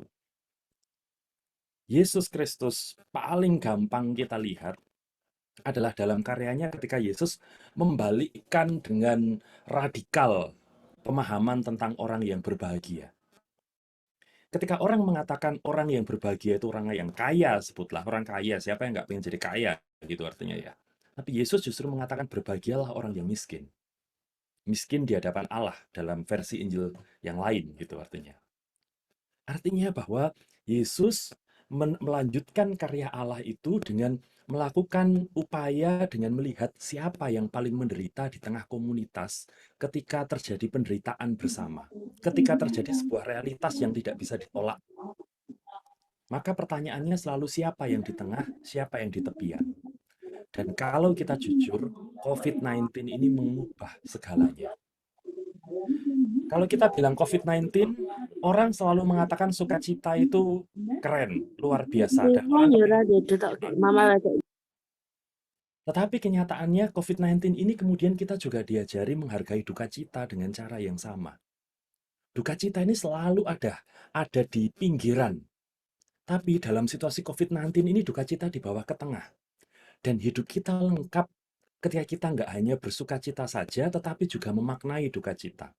Spiritualitas kalau kita mengikuti pendapat para ahli ya, Ritz, Buchalski, terus kemudian Kunik, spiritualitas itu kan masalah memakna. Karena itu tadi Mbak Risya, Bu Risya mengatakan ketika spirit ini enggak sehat, orang-orang lalu kemudian cenderung pada akhirnya hidupnya berjalan, ya wis tidak ada maknanya. Dan kadang-kadang yang terjadi dalam hidup kita pun begitu. Semuanya berjalan begitu saja ketika kita tidak memaknai perjalanan kehidupan ini. Spiritualitas itu menemani kita memaknai perjalanan ini. Dan COVID-19 ini mengubah banyak hal. Sukacita dan duka cita lalu kemudian mendapatkan posisi yang sama-sama pentingnya. Ketika dulu orang selalu mengagung-agungkan sukacita. Dalam duka cita tercipta puisi-puisi yang indah. Dalam duka cita tercipta ratapan-ratapan yang kemudian memanggil orang datang. COVID-19 ini menggeser posisi manusia menjadi posisi semesta. Kita kadang-kadang merasa manusia ini bisa melakukan segala-galanya. Dan COVID-19 ini memangkas segala hal itu. Ternyata kita nggak bisa melakukan segala-galanya. Maka kalau kita nggak belajar dari sini dan menganggap bahwa kehebatan manusia ini mengalahkan segala-galanya, melampaui semesta, dan ketika semesta berbicara ternyata kita tidak berkutik. Perjumpaan pun akhirnya digantikan perjumpaan secara tidak fisik seperti ini. Itu. Kita mengatakan bencana, karena bencana itu kan menerpa manusia. Bisa jadi COVID-19 ini bukan bencana bagi keseluruhan keutuhan semesta ini. Tapi ketika ini mengenai manusia, betapa pentingnya posisi manusia, akhirnya kita kemudian melihatnya bencana dan penderitaan. Padahal mungkin untuk alam, kita tahu ya, CO2 ini selama beberapa bulan sempat turun. Dan bumi kemudian sempat ini kembali pada situasi-situasi sebelum masa ini ya, abad-abad apa ketika zaman itu kita mengenal industri gitu artinya. Dan kita kadang-kadang lupa itu karena kita sangat mementingkan manusia seolah-olah bisa melakukan segala-galanya, bahkan menguasai segala-galanya. COVID-19 ini juga menggeser kerja menjadi retret. Retret itu kan bukan pembinaan sebenarnya ya. Retret itu kan artinya mundur gitu. Kita yang biasanya dituntut untuk bekerja dan Mbak Risha tadi mengatakan kadang-kadang itu membuat kita tidak seimbang. Fisik kita terkuras, mental kita terkuras, spiritualitas kita terkuras karena semuanya menjadi begitu rutin tanpa makna gitu artinya. Dan kita diajak mundur lagi. Betapa perubahan yang dibuat COVID-19 ini luar biasa. COVID-19 menggeser dari yang dulu kontestatif, kompetitif, orang gede-gedean, siapa yang besar, siapa yang berkuasa, kemudian menjadi merawat kehidupan bersama. Ternyata wong gede, wong cilik, semuanya kena COVID gitu. Dan kalau misalnya pengen selesai bersama-sama, kita nggak bisa kemudian gede-gedean. Oke, saya tahu bahwa ada mafia di balik vaksin, mafia PCR dan lain-lain gitu artinya. Tetapi ketika kita kepengen sembuh bersama-sama dan itu yang kemudian berusaha ditekan sampai sekarang harganya PCR dan lain-lain itu begitu rendah gitu artinya ya dibandingkan sebelumnya. Karena ada cara berpikir yang dulu aku lawannya yang lain, sekarang aku sanggrah, hospitality, aku beramah tamah kepada yang lain. Dan itu caranya untuk menjaga kehidupan ini. Dari Allah yang mengatur kemudian menjadi Allah yang menemani. Apakah Allah menghendaki kematian terjadi dengan sedemikian menakutkan? Mungkin, tapi kita juga sepenuhnya tahu. Karena itu bergeser menjadi Allah yang menemani. Betapa kita menangis bersama-sama dengan para korban. Menunjukkan bahwa ini saatnya gereja kemudian bukan lagi melihat apakah gereja bisa mengatur segala-galanya, tapi ini saatnya gereja kemudian berpikir sejauh apa saya bisa menemani orang-orang yang ada di tepian itu. COVID-19 ini juga menggeser teologi dari yang benar, salah, baik, baik, buruk gitu artinya benar, salah, baik, buruk gitu menjadi mencari keindahan bersama. Siapa yang salah kalau COVID-19 begini? Dan ternyata kita kemudian menemukan kadang-kadang terlalu sulit menemukan siapa yang salah. Akhirnya bagaimana mencari keindahan bersama? Situasi COVID ini sebenarnya mengubah keseimbangan dalam kehidupan kita dengan luar biasa. Mari kita menilik sejarah gereja. J.N. Hayes dalam bukunya The Burden of Disease, Epidemic and Human Response in Western History, dia mengatakan bahwa abad pertama pun hingga abad ketiga gereja itu mengalami wabah yang luar biasa buruk. Sepertiga orang Jawa di seluruh dunia kira-kira mati pada waktu itu kalau di total di Eropa itu ya, di dunia barat. Karena Cyprian Plague atau wabah Siprus. Juga kemudian akhirnya bersama dengan itu karena ilmu kedokteran, psikologi belum sebaik sekarang, malaria menular luar biasa, TBC luar biasa, penyakit lainnya sehingga memperlemah ketahanan tentara fisik Romawi. Di tengah konteks derita yang seperti itu, keprihatinan yang luar biasa seperti itu, orang-orang Romawi karena mereka menuruni budaya budaya Yunani ya, karena Romawi itu negara yang kemudian mengambil alih tradisi-tradisi dari Makedonia, dari Yunani. Kita kemudian kenal Zeus diganti menjadi misalnya Jupiter, itu artinya Hera diganti artinya gitu. Tapi mereka agak dekat. Jadi orang-orang Romawi pada waktu itu berusaha untuk terus dalam situasi wabah seperti itu, mereka melakukan pola kultus penyembuhan di Asklepios. Jadi mereka dibawa ke kuilnya Asklepios. Di sana ada sesuatu yang dipersembahkan kepada para dewa, khususnya Asklepios ini dia anaknya Apollo dalam pemahaman orang pada waktu itu. Lalu kemudian di sana mereka diminta untuk tidur dan dalam mimpi mereka apa yang mereka lihat. Dan sang penjaga kuil itu lalu kemudian menganggap bahwa yang mereka lihat dalam mimpi di kuil itu adalah obatnya dari para dewa. Bahkan kadang-kadang kalau untuk orang yang terkena penyakit-penyakit yang menyerang fisiknya, ada anjing kudus begitu yang diminta untuk menjilati luka-lukanya. Lalu mereka yang tidur tadi itu mereka tidur di sekeliling ular tidak berbisa. Karena itu kalau kita lihat lambangnya ID itu kan sekarang lambangnya ular gitu artinya. Karena memang diambil dari tradisi ini gitu artinya. Dari tradisi penyembuhan ini. Jadi orang-orang Yunani Romawi pada waktu itu mengembangkan tradisi itu ketika terjadi wabah besar, wabah Siprus itu. Tetapi yang dilakukan oleh komunitas Kristen pada waktu itu agak berbeda. Mereka melampaui tradisi itu dengan membangun tempat-tempat, lalu kemudian menyediakan ranjang, menyediakan makanan, perawatan, termasuk eksorsisme, gitu artinya, dan juga terapi medis bagi orang-orang yang waktu itu sedang sakit. Dan tradisi ini lalu kemudian berkembang menjadi rumah sakit yang kita kenal sekarang. Jadi, dalam situasi bencana, teman-teman, orang Allah. Kita melihatnya memang di Alkitab, di Bilangan 25, Mazmur 106, dan wabah itu akan menyingkir ketika yang cemar itu lalu kemudian disingkirkan. Ketika Pinehas menyingkirkan umat yang cemar, wabah pun selesai. Namun tidak melulu dimaknai demikian. Dalam Yohanes 9 ayat 1-14 misalnya ketika murid-murid Tuhan Yesus bertanya, kenapa kok orang-orang ini sakit gitu artinya. Yang dikatakan Yesus adalah ini bukan salah siapa itu artinya. Tapi karena pekerjaan Allah harus dinyatakan di dalam dia. Dan Yesus menyembuhkan orang itu. Jadi karya pemulihan Yesus itu membuat orang bisa kembali pulih. Orang lumpuh berjalan, tuli mendengar, dia mengusir setan, memberikan Lazarus menginspirasi. Tapi yang dia lakukan kemudian adalah bukan mencari siapa yang salah, tapi bagaimana kemudian bisa berjalan bersama menuju kehidupan. Proeksistensi itu tadi. Para murid Yesus sesudah itu mereka juga tersohor karena penyembuhan yang mereka lakukan. Mujizat-mujizat itu. Maka kehadiran orang-orang yang terluka, yang juga mengalami luka bersama untuk kemudian menyembuhkan, ini agaknya adalah gambaran grand design dari karya Allah di tengah dunia ini.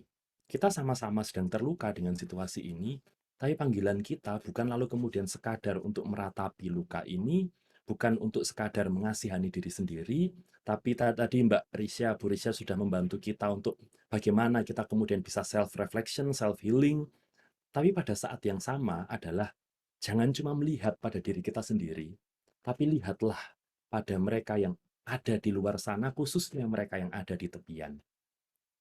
Pola karya Allah itu selalu begini. Allah memberikan prakarsa, dia hadir dalam segala sesuatu, melalui segala sesuatu untuk segala sesuatu, dan manusia merespons. Kalau Yohanes 3 ayat 16 itu dikatakan, barang siapa yang percaya tidak akan mati, tidak akan binasa. Pilihannya adalah ketika Allah berprakarsa memanggil kita demikian tadi, kita mau percaya, apa kita mau terus-menerus denial? Enggak, aku ignorance pun hidup. Enggak, aku apologetis pun hidup. Yang penting kan aku tetap hidup. Kan aku juga mengalami situasi yang sama. Jadi, apakah kita mau percaya dan kemudian meneruskan prakarsa Allah itu, atau kemudian kita memilih untuk menyangkal dan mengatakan, enggak lah, gereja bisa kok hidup, buktinya selama ini persembahan tetap jalan kok. Para remaja pemuda juga tetap aktif mengisi di gereja. Apakah kita kemudian mau terbuka pada realitas yang di depan kita, atau kemudian ya wis, kita menyangkal dan menganggap itu enggak ada, yang ada adalah kita. Gitu. Padahal penderitaan ini jelas dialami oleh siapapun. Kalau dalam perjalanan iman kita, ini bisa kita gambarkan dalam dalam tradisi tua gereja yang diikuti oleh gereja Katolik dan sekarang mulai dijalankan oleh beberapa gereja Protestan itu, kita kembali menghadapi perjalanan iman kita bersama-sama. Jadi situasi ini menempatkan kita pada hari Jumat Agung ini, di mana kita diajak berhenti, di mana kita diajak untuk menghargai kita ini juga terluka, kita juga menangis, kita diajak menghargai bahwa air mata itu juga penting, bahwa keluh kesah itu bermakna. Situasi kita saat ini mungkin sedang di sini dan sedang berjalan ke Sabtu Sunyi, di mana kita sekarang ini sedang bersama-sama menyusuri malam gelap iman. Kita tidak tahu apa yang akan terjadi sesudah ini. Tapi yang dilakukan oleh para murid ketika malam gelap iman itu terjadi, beberapa terpencar kemana-mana karena ketakutan. Beberapa terpencar kemana-mana karena mereka berusaha mencari selamat sendiri. Tapi beberapa lalu kemudian berkumpul, saling menguatkan, menjadi sahabat bagi jiwa. Kita mengenal istilah 6 cara, sebuah istilah dari negara-negara Eropa Utara, dari negara-negara Nordik, Swedia, Finlandia, sana. 6 cara ini artinya sahabat bagi jiwa. Agaknya panggilan kita itu lalu kemudian untuk menjadi sahabat bagi jiwa ini. Kita sama-sama terluka, tapi kita bisa menjadi sahabat bagi yang lain juga. Dan menemani mereka yang terluka, itu bersama-sama juga mungkin akan menguatkan kita yang sama-sama terluka. Kadang-kadang kalau kemudian orientasinya pada diri sendiri, yang kita lihat kemudian adalah betapa saya sakit, betapa saya menderita. Tapi ketika kemudian kita berjumpa dengan mereka yang mengalami hal yang sama, dan kemudian menjadi sahabat bagi jiwa bagi mereka, negara-negara di Eropa Utara itu kan negara-negara yang paling keras secara cuaca. Badai lebih salju itu turun lebih keras daripada badai topan sekalipun. Tidak semua tumbuhan bisa hidup di sana, kecuali tumbuhan yang kuat sepanjang musim, dan juga tumbuhan-tumbuhan yang hidup berumpun, gitu artinya.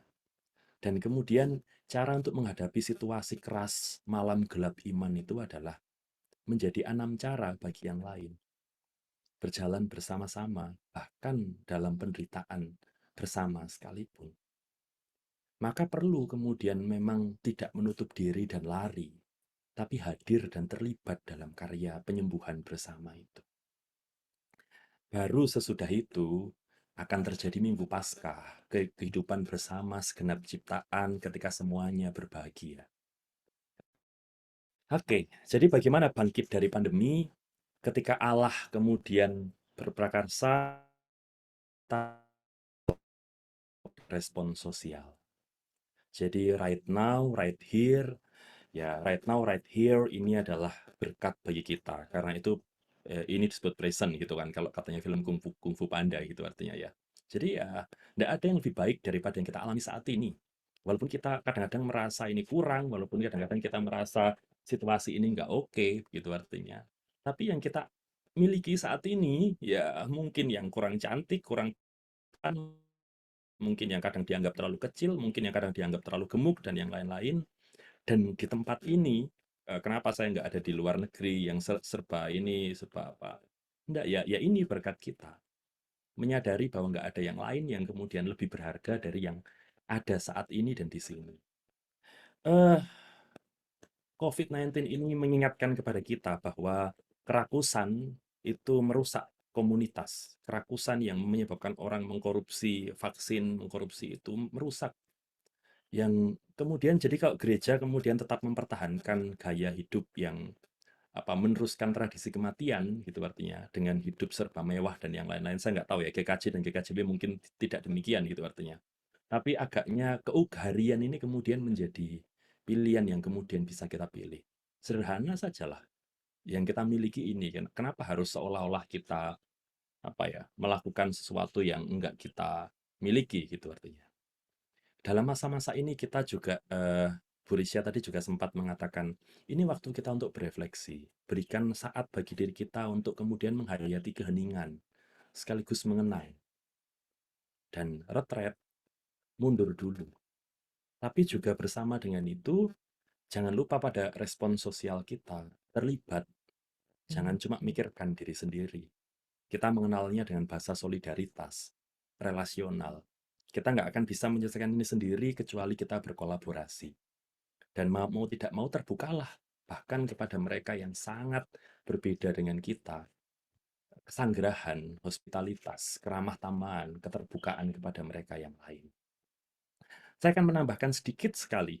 Ini pendapat seorang teolog namanya Carrie Wolf tentang gereja masa depan. Oke, jadi gini. Ketika Perang Dunia Kedua, ini adalah salah satu patung Yesus yang dihancurkan pada waktu Perang Dunia Kedua dan tangannya putus. Jemaat pada waktu ini ada di Perancis. Jadi ketika Perang Dunia Kedua ini putus, lalu kemudian orang-orang mengatakan, oke, ayo kita perbaiki patung Yesus ini. Lalu kemudian komunitas itu bersama-sama ngomong gini. Yo, artinya ini mungkin nggak perlu diperbaiki. Ini adalah catatan bagi sejarah kita bahwa Yesus pun terluka karena situasi penderitaan yang terjadi di tengah kita.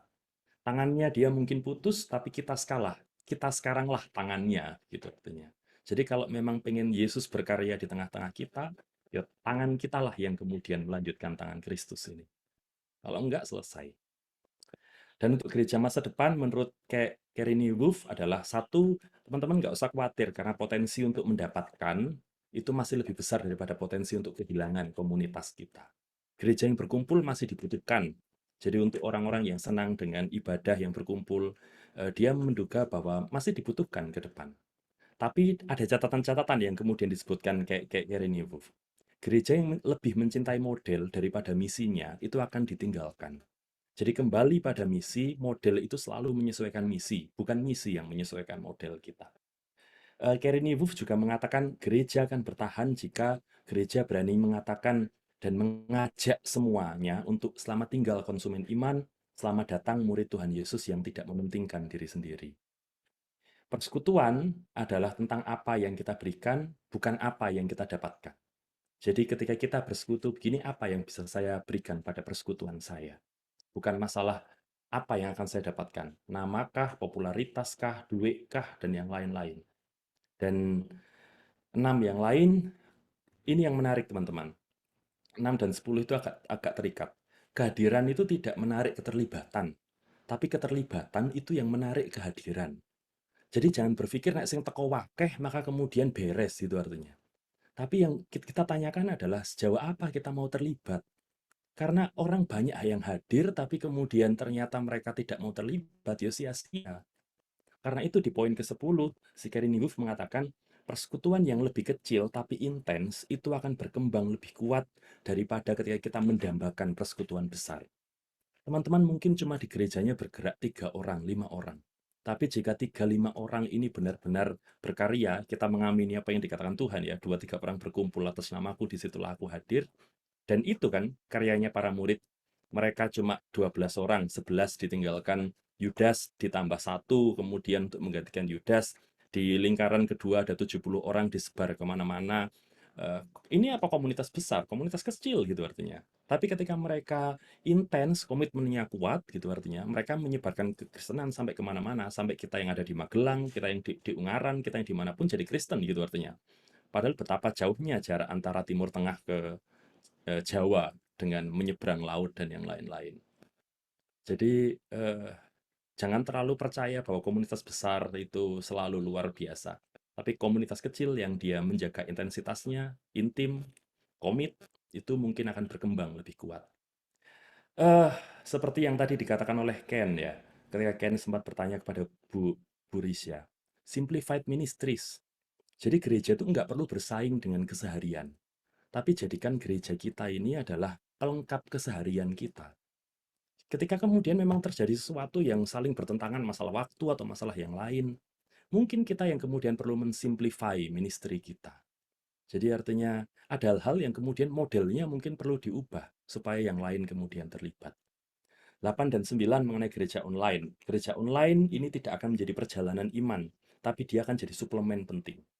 Jadi yang kita lakukan saat ini suplemen. Jadi kalau misalnya yang ikut nggak sampai 2.000 orang ya nggak masalah. Ini suplemen kok. Suplemen itu kan akan dibaca, diminum, dimakan oleh orang yang kemudian membutuhkan gitu artinya.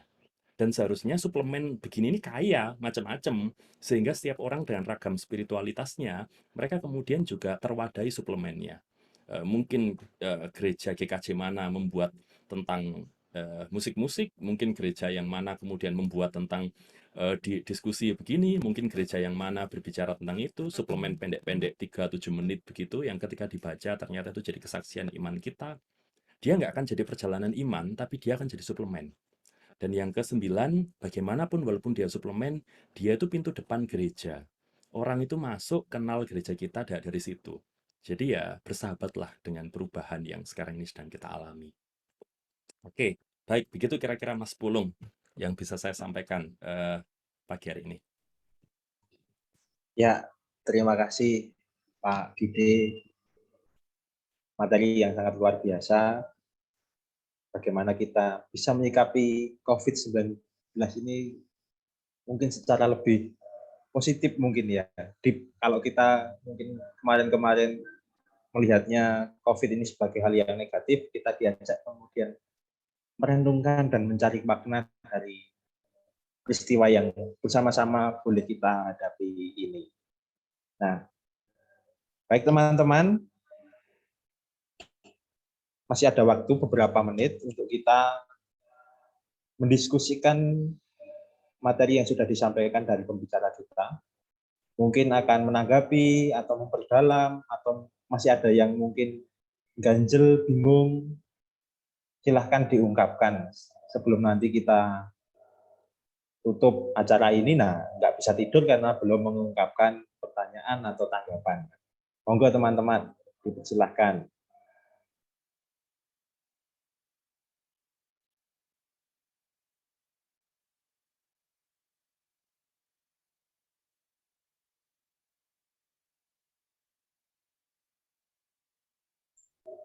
Atau mungkin boleh dari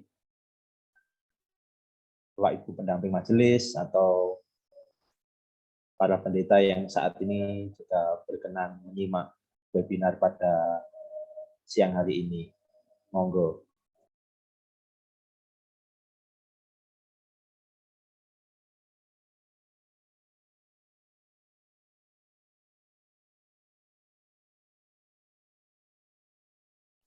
Oke, baik Pak Nilwan, raise hand. Monggo Pak. Ya, terima kasih untuk Kak Gide dan Kak Risha yang sungguh luar biasa siang hari ini, sangat membantu untuk teman-teman dan tentunya suplemen yang luar biasa juga buat saya. Saya Derek Sinau di sini berbicara tentang bangkit dari pandemi dari sisi teologi dan psikologi. Saya melihat ada satu titik yang tadi dibicarakan juga, dan ini menurut saya sangat menarik, yaitu kemampuan untuk beradaptasi dengan ketertekanan, dengan persoalan yang berat, seperti halnya ketika Yesus itu dikatakan tadi oleh Pak Gide itu selalu memberikan kehidupan. Kemudian tadi dari sisi psikologi juga, saya menemukan satu kata resiliensi, di mana ada kemampuan untuk bisa beradaptasi dengan persoalan yang berat, dengan keterpurukan yang ada. Kemudian di situ kita juga bisa belajar dari Yesus ketika beradaptasi itu tidak hanya beradaptasi begitu saja, tetapi benar-benar seperti tadi Pak, luar biasa bagi orang yang terpuruk. Jadi ketika dia mengalami luka, dia tidak hanya mengobati lukanya saja, tetapi juga memberikan berkat untuk yang lainnya. Kemudian terima kasih untuk semangat buat teman-teman di kelas Magelang, Pak Gide dan Syah. Terima kasih banget, di mana itu tadi menjadi berkat yang luar biasa buat teman. bisa menjadi kepanjangan tangan dari Tuhan Yesus tadi. Jadi di masa yang berat ini kita tidak hanya mengobati luka kita saja, bisa menjadi berkat bagi orang lain. Terima kasih sekali lagi Mas Gide, Mbak Risa, Gusti berkahi, matur nuwun. Terima kasih tanggapannya Pak Nelwan. Mungkin dari Pak Gide mau menanggapi balik atau cukup?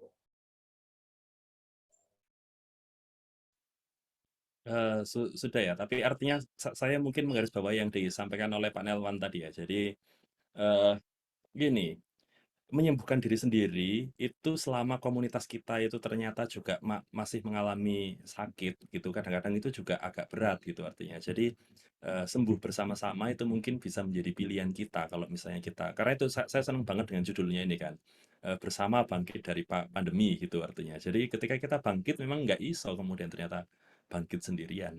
Artinya juga bukan cuma kita yang Kristen tok gitu artinya ya. Maka kesediaan kita terbuka pada mereka yang di luar kita itu juga sesuatu yang sama-sama penting karena realitas yang kita alami juga realitas yang sama gitu. Terima kasih. Ya. Terima kasih tanggapannya, semakin mempertegas lagi. Ya, monggo teman-teman yang lain dipersilahkan untuk menanggapi atau bertanya. Monggo, mungkin dari teman-teman siapa ini? Pada nggak on channel. Pak Violin mungkin mau bertanya.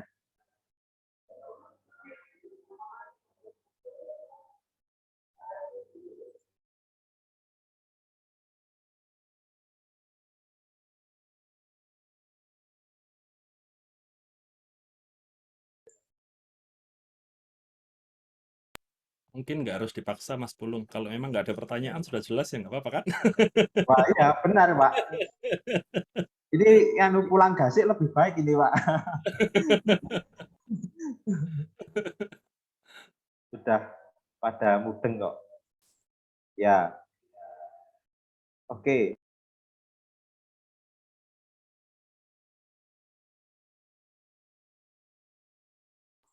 Ya. Mungkin Pak Pendeta Pujo. Nah, bisa memberikan tanggapan.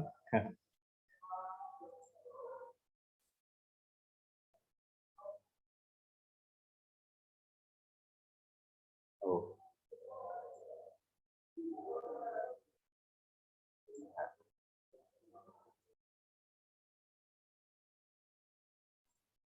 Baik, kalau memang dirasa cukup, tidak ada pertanyaan, berarti materinya sudah bisa diterima dengan baik oleh teman-teman dan juga dapat membekali teman-teman ketika kembali menapaki kehidupan di tengah pandemi yang mungkin akan berubah menjadi endemi.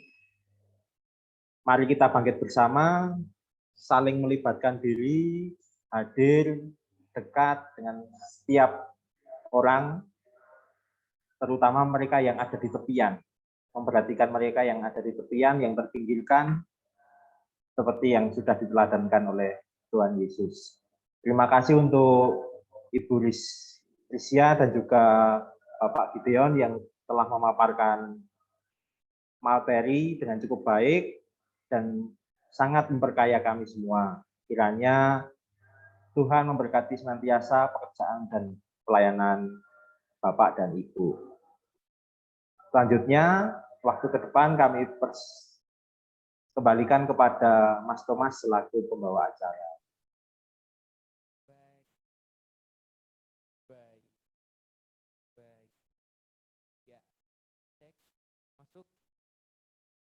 Cek, baterainya boleh. Masuk suaraku.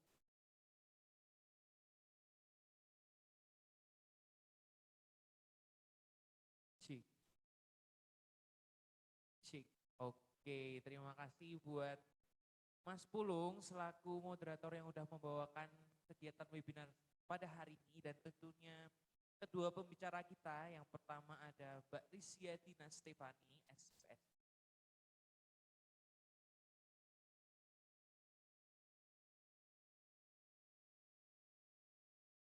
Ya.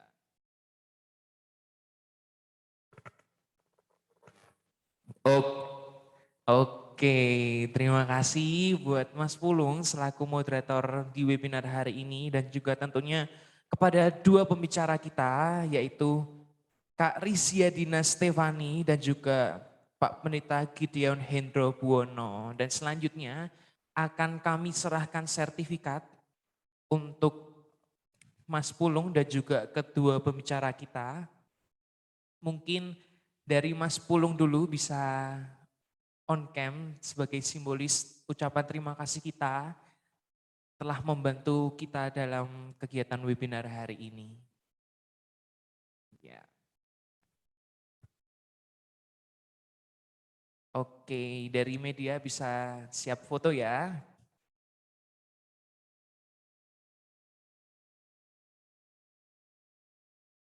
Ya, 1, 2, 3.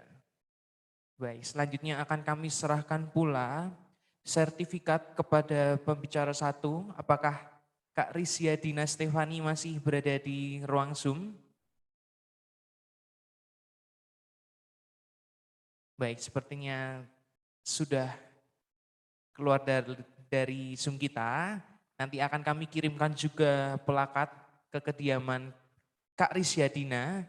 Dan selanjutnya akan kami serahkan pula sertifikat dan juga pelakat kepada Bapak Pendeta Gideon Hendro Buwono.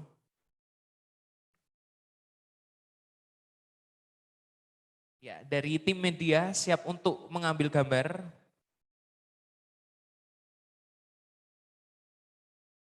Oke, siap. 1, 2, 3.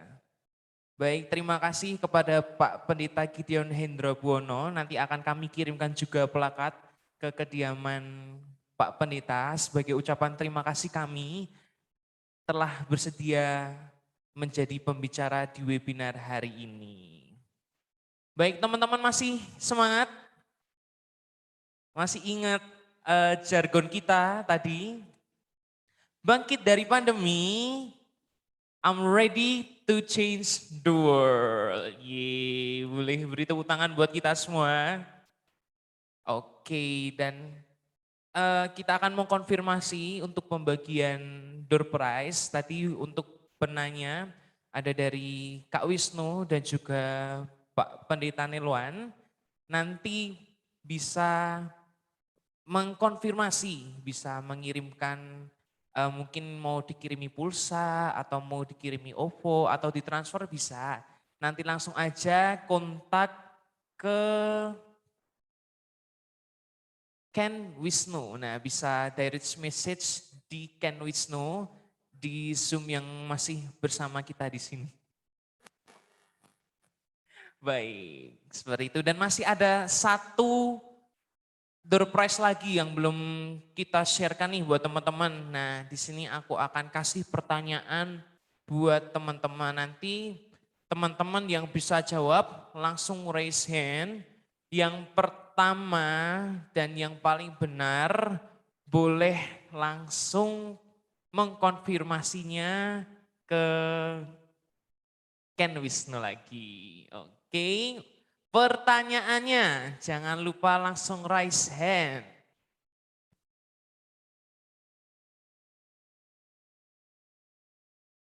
Siapa yang berani untuk jargon? Ayo siapa? Yuk, untuk satu pemenang aja nih, karena nanti akan dibagikan GoPay atau OVO. Yuk siapa nih yang berani jargon? Nanti bareng sama aku deh. Siapa yang berani jargon langsung raise hand. Gak ada nih serius. Ya berarti buat aku aja boleh gak nih Kak? Mas Joko berani? Buat jargon?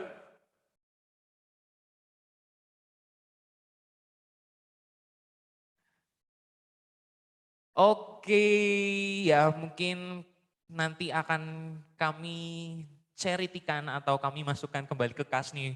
Karena teman-teman masa nggak ada yang mau nih, serius nih. Ya udah nih, pertanyaan yang gampang nih. Siapakah ketua webinar kita hari ini? Ayo nih yang masih ikut dari awal nih pasti harusnya tahu nih, lumayan nih dapat uang iman nih sebesar. Oke, ada Ellen. Halo Mbak Ellen, bisa Mas on cam Adi. dan on mic? Ya, coba siapa namanya? Mas Adis. Mas Adis, benar teman-teman? Benar sekali. Oke, selamat buat Mbak Ellen. Oke, dan kami mengingatkan juga buat teman-teman yang tadi berhasil untuk menjawab pertanyaan dan juga bertanya saat sesi webinar, langsung aja konfirmasikan untuk mendapatkan hadiah ke Ken Wisnu. Dan selanjutnya sebelum kita mengakhiri kegiatan kita hari ini, kita akan ada sesi foto bersama. Nah, mungkin teman-teman yang masih belum on cam, langsung aja yuk on cam. Oke, dan juga mengingatkan teman-teman, kita sudah men-sharekan link presensi di mana teman-teman diwajibkan untuk mengisikannya agar sebagai bukti bahwa teman-teman mengikuti kegiatan webinar dari awal hingga akhir, dan melalui presensi inilah nanti teman-teman akan mendapatkan benefit yang kita janjikan, yaitu sertifikat webinar bangkit dari pandemi. Oke yuk teman-teman yang bisa on cam, langsung on cam, kita akan foto bersama. Yuk ada Mbak Lydia yang belum on cam, Mas Sakir, Mbak Kina, Mbak Iren, Mas Bogi. Yuk teman-teman yang bisa on cam, kita mau on cam dulu biar kapan lagi sih kita bertemu bersama, berkumpul bersama dalam satu ruangan Zoom ini untuk mendengarkan tadi udah memuji barang Tuhan, mendapatkan ilmu tentunya, dan benar-benar kapan lagi gitu loh kita bisa berkumpul bersama dan kita bisa mengabadikannya dalam satu ruang Zoom ini. Ada yang masih belum on cam, Sakir, Mbak Kina, ada Kak Bogi, Kak Egina, Kak Anya, Kak Ellen, yuk kita on cam. Baik, siap teman-teman? Oke, kita hitung mundur. Dari multimedia belum siap? Oke, kita tunggu terlebih dahulu.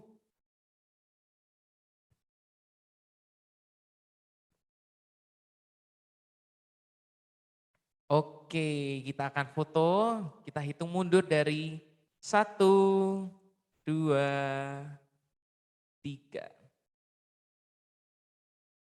Sekali lagi, 1, 2, 3. Sekali lagi, 1, 2, 3. Baik, nggak kerasa banget tadi kita udah berkumpul bersama dari jam 10 dan sekarang udah jam 12 siang. Teman-teman ini mungkin udah ada yang lapar juga. Ya sayangnya kita nggak berkumpul bersama, jadi nggak bisa ada konsum juga nih guys. Oke, sebelum kita mengakhiri kegiatan ini, kami ucapkan banyak-banyak terima kasih kepada kedua pembicara kita, Pak Gideon, ada Mbak Risia tadi juga. Dan aku ucapkan terima kasih juga untuk teman-teman yang hadir dalam webinar hari ini, dan saya Thomas Rianto Loblobli mewakili teman-teman panitia memohon maaf jika ada kesalahan kata. Sebelum kita mengakhiri, kita akan berdoa, minta tolong Pak Pendeta Nelwan untuk mengakhiri dalam doa.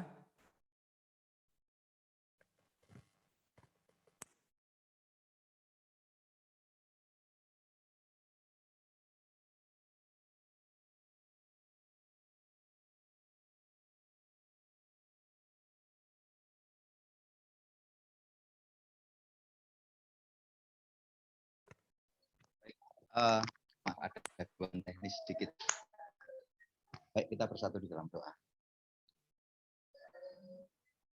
Puji syukur kami naikkan kepadamu ya Bapa atas berkat penyertaan-Mu pada siang hari ini. Engkau izinkan kami bersama untuk melaksanakan webinar. Kiranya berkat-Mu tercurah atas kehidupan kami dan kami dapat menjalankan apa yang menjadi kehendak-Mu. Kami berdoa untuk keberadaan pemuda-pemuda GKJ Magelang. Kiranya Engkau senantiasa berkati, demikian juga dengan pembicara pada saat ini, Bapak Pendeta Debono, demikian juga dengan Ibu Risha, kiranya Engkau juga senantiasa berkati. Terima kasih ya Bapak, ampuni kesalahan kami, hal-hal yang tidak berkenan di hadapan di dalam Kristus kami berdoa. Amin.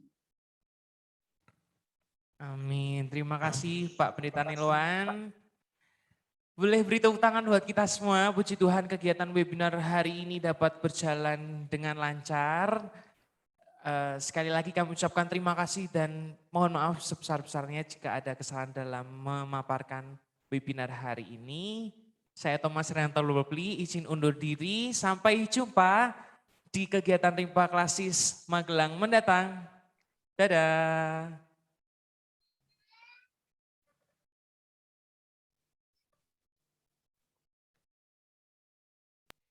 Terima kasih, mohon pamit. Iya, terima kasih kembali Mas Gideon.